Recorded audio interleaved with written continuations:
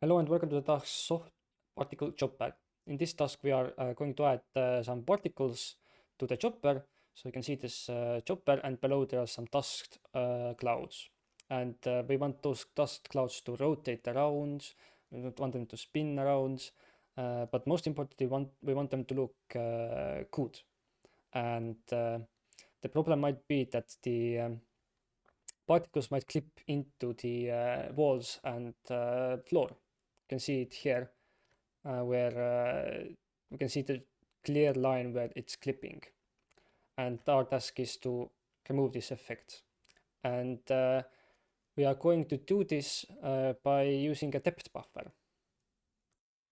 So a depth buffer is just a texture that is made from the entire scene, where instead of having colors, we have the depth of that location. So let's say that we have a camera, and then we have the camera's frustum. So this is the frustum that is defined in the projection matrix.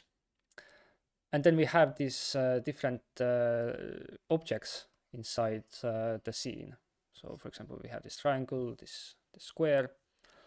And what the depth buffer does is it just calculates the distance from the camera.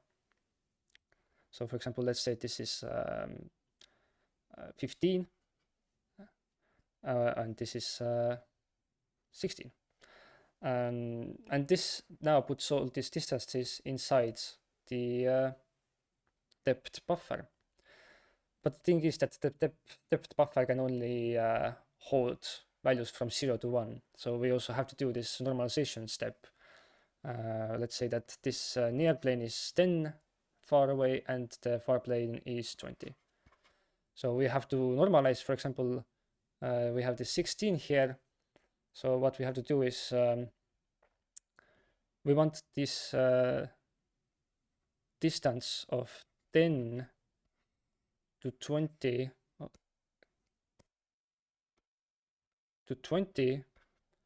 to map onto 0 and 1. So 0 and 1.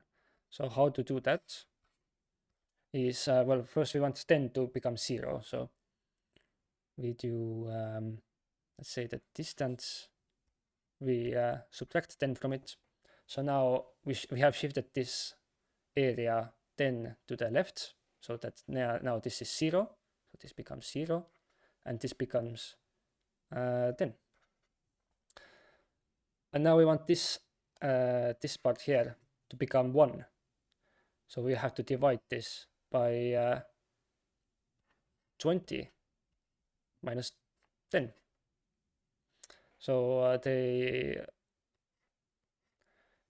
generalized version is the distance minus near plane minus divided by far plane minus near plane.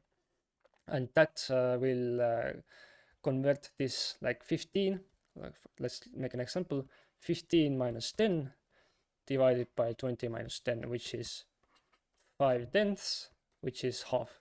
So this is 0.5. And with 16 we have the same process, and all these textures can now be stored into the depth buffer, and they are between 0 and 1. And why is this useful?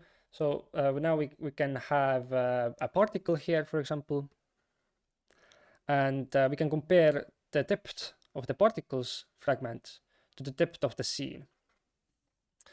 And we can detect if they are very close. So if they're very close, we start to blend this out. So we make it more transparent. And we make it transparent so that when we are like overlapping, for example here, at this place the particle is fully transparent. And that will make sure that there is no clipping artifacts. So now let's implement this in our code. And we have 6 different shaders, and we also have a new C++ file. The geometry is just the collection of functions where you can create different 3D objects like spheres or quads. But one difference is that we now take a shader as an argument as well. And this is because we want to use one shader or two shaders for one object. So first we want to create the depth from the hanger, so we had to use the depth shader for the hanger, and then we also want to use the particle shader to draw particles, and we also want to use the default shader for hanger walls. Yeah, there's a default shader. Also in the default shader you have to add the Phong and Blinn lighting model here, so don't forget to do that. In the main we have bunch of the same things, but bunch of different things as well. So for example, we have init particles. We want to get a list of 10 or even more particles that are under the chopper, and we put them into the particle positions. And we can use the random from C++ standard library to do this, to distribute all these particles into different locations. And we don't want to prevent the intersections with hanger walls, because we want to demonstrate that our blending works. Then we have init depth render target. So we have two different render targets. We have these for color and then also for the depth. We don't have to change anything here. And then draw the hanger. So we once again take the shader as an argument. We activate the shader and then we give the shader the uniforms. So this is for hanger, this is for chopper, so you had to add your own chopper code here. Then we draw particles. So this will iterate through the particle vector, so the particle positions, and then draw the particle. And finally we have the draw scene, which calls all these functions. And in the main loop, we don't have anything different. Well, we have different shaders once again. So both of these shaders takes frustum as an argument as well. And this, if you remember correctly, is because we need the near plane and far plane to normalize the depth. And we also need screen size for the particle shaders. And we'll see why later. Then we just have to enable the alpha blending. We'll see how to do that soon. Yeah, but let's get started. So let's first try to draw a particle. So we can see currently there's nothing here. We have just walls, and we also have this light position error once again. So let's try to add a particle here. Let's just take. We only want to draw one right now for testing purposes. So let's add this. Oh, let's take this one as well, just in case, for completeness sake. Now we have backwall VAO, but we want to use particle vertex AO object here instead. Let's see what happens now if we run the code. Oh, there is an error. So the error is because we are popping twice, but we are only pushing once. So that pop that I added is not actually necessary. Let's try again. It's compiling, and nope, we can't really see anything. Also, one thing we have to do is we forgot to change this. So currently it's in one of the walls, but if I change it to 0, there should be a red square in the center, and let's see if there is. Yeah, there is a red square. So this is our particle. But we want to demonstrate that the clipping doesn't show. So let's try to put it into a corner. So let's maybe try -6. 6. And if we compile and run now, we can see that this is in the corner. So this should be good for testing. But let's try to get the particle texture on it, so we can actually see if it renders. So now we have two textures in our particle fragment shader. We have the depth texture and we have texture. So that texture should be the particle texture. So we can take the texture here, or sample texture into the color here. So we can use the texture2d function for that, and the argument should be the interpolated UV, which is given from the vertex shader. So now we have color. We can remove this red here. See if we see the particle now. So now we can see that we have a particle texture, but it should be transparent, but currently it's not. So what we have to do is we have to enable the blending, because otherwise it will just override the pixels. There's no blending. The alpha channel is not used. So this is this task here. So enable the conventional alpha blending and lookup function GL enable GL blend function. And we can also see that GL enable is already used here. We are using it for the depth test and cool phase. But maybe there are other things we have to enable. So just takes an enum as an argument, and let's see what enums there are. Enum variables, enum values that are available. We can see the first one is GL blend, so maybe we want to use that because we want to enable blending, like right. So enable, and let's put GL blend. Then we also have to research what this GL blend function is. You can see this takes 2 arguments or 3, but we want to use this 2 argument version. And we can see that this S factor and T factor, they are the following symbolic constants are accepted for the T factor, but S factor, I think every one of these here can be used.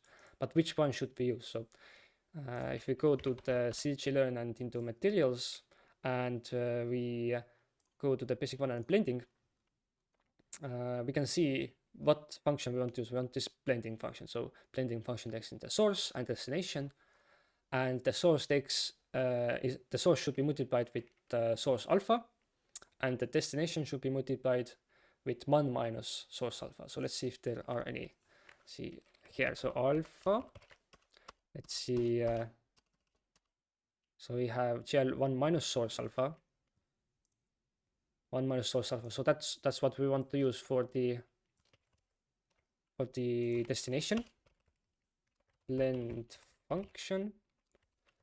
And yeah, the second argument we want this, but we have other alphas. So we have destination alpha, 1 minus destination alpha, constant alpha, minus constant alpha, source alpha, saturate, and source 1 alpha. The GL1 minus source 1 alpha. So I think we want to use these. So 1 minus source 1 alpha. So let's put 1 here as well to make it consistent with the first argument. So now if we run it, let's see how it looks like. So we can see the black screen. So there is an error somewhere. And the problem was that we are using source 1 alpha, but we only have source 0. There might be many different sources, and this one, and we don't use the second source, but the source 0 alpha is actually not defined, it seems, so we have to remove the 0 and those should be defined. So we use GL source alpha and GL1 minus source alpha. Let's see if it now works. And you can actually see that there is this small smoke texture here, which is transparent. We can see the color behind it as well. But it's not clipping, so we don't see any clipping. So let's change this location to demonstrate that it is clipping. So instead of -6 and -6, we should do -8 and -8. And if we look at the result now, we can see clear lines here. It's clipping. And we want to demonstrate how to remove this clipping. So let's go here and see. So there is this big wall of text here. Maybe we can do this. So first get the same linear Z value you get from the depth shader. So it already starts referencing the depth shader. But we don't have any depth right now. So maybe we should do that first. So the depth shaders are here. Currently they are not finished, so we have to change this fragment shader. But let's change this C++ code here so that we can actually visualize what's going on. So what we want to do is we want to see this result here. What does this throw? So currently we are throwing this into the depth with the depth shader, but we are putting the result into the depth frame buffer.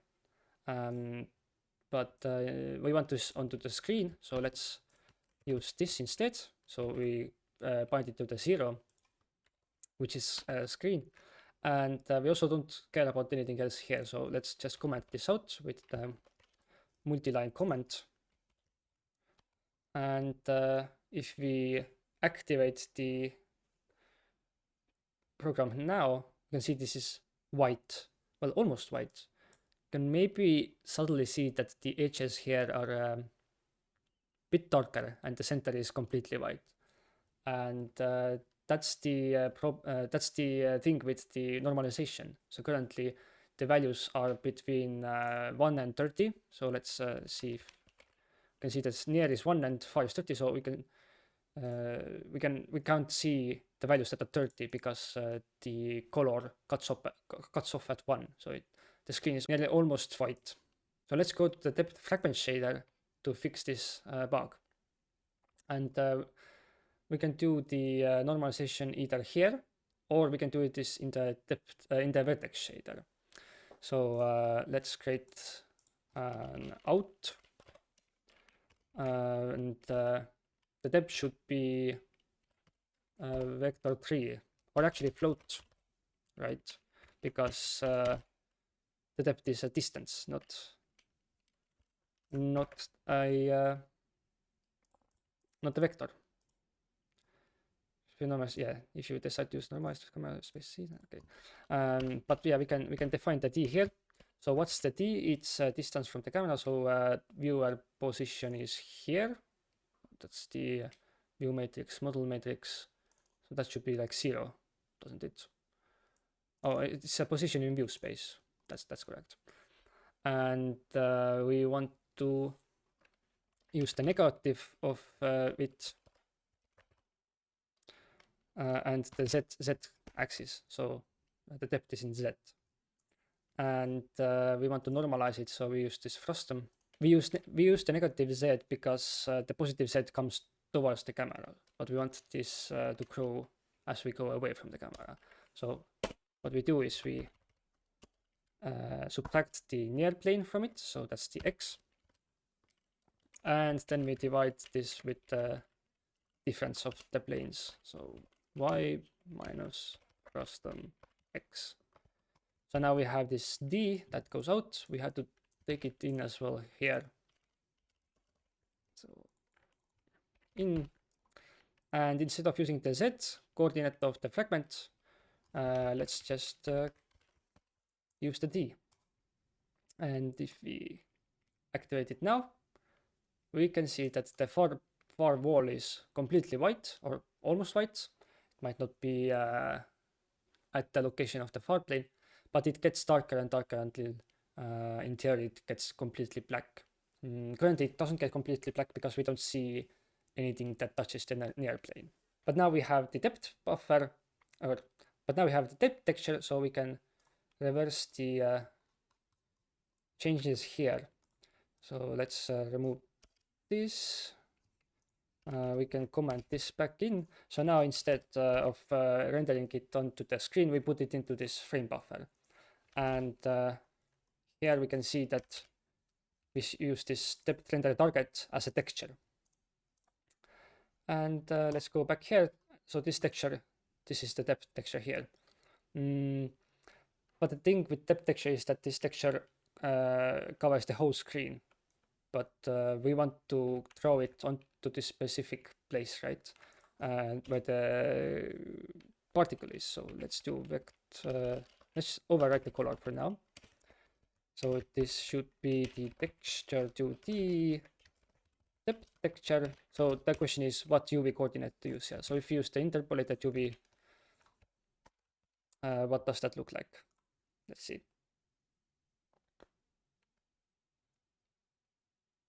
So you can see this actually is a miniature version of the whole scene. but we don't want this. We want to see this corner behind the particle. We want to see the edges here. So we have to change that. And instead of using the interpolated UV, we should use the GL frag coord. So this will give the pixel coordinate of this fragment. But the thing is that the frag coord is the number of pixels. So for example, 400 by 600. So this should be like 400 and 600 vector. But we don't want to use that. We want the UV coordinates to be between 0 and 1. But let's see what this looks like. It is completely white. Most likely it's very like noisy white. But we have to divide this by screen size to normalize this value. So it's screen size. And now if we calculate this, we can actually see this is correct. So now we have the depth values in the particle at the correct positions. And that's all I'm going to do in this video. But the idea is that now you have this float depth, right? So we can just take the first channel.